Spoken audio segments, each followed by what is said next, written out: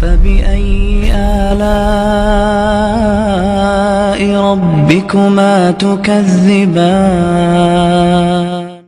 اپنے سماج میں بے نمازیوں کی تعداد بڑھتی جا رہی ہے۔ کیوں بھائی؟ بوڑھے ہونے کے بعد پڑھیں گے، ایک مسجد کے متولی ہو جائیں گے، ایک حج پڑھ کے آ جائیں گے، پورا پاپ دھل جائے گا۔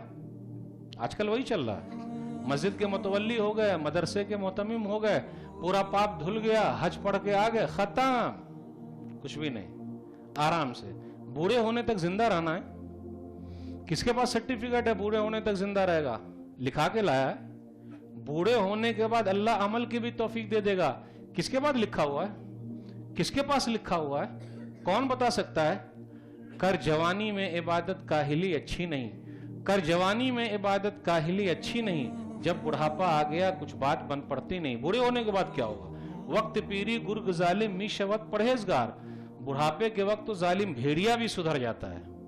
شیر سدھر گئے، شیر صاحب ہاتھ پھیلا کے بیٹھے ہوئے ہیں تو جنگل کے سب جانور بولتے ہو شیر صاحب سدھر گئے۔ شیر صاحب سدھرے نہیں ہیں، لاچار ہو گئے اس لیے پڑے ہوئے ہیں۔ شکاری آ جا بھائی حال چال پوچھنے، اسی بہانے کچھ ایک آدھ دو مل جائے۔ تو اب بوڑھے ہونے کے بعد یہ بوڑھی نسل میں طاقت کہاں ہے؟ خون جب بھاگ رہا ہو اور گرم ہو، اس کے اندر گرمی ہو، تیزی ہو، تو تیزی کے وقت اپنی تیزی کو ہم کم کر دیں، یہ ہے اصل کمال۔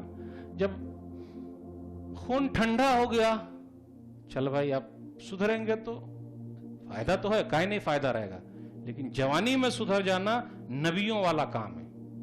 ماشاءاللہ بڑا مجمع نوجوانوں کا بھی ہے، اس لیے جوانی میں سدھریے، اس اصلاح کی سخت ضرورت ہے۔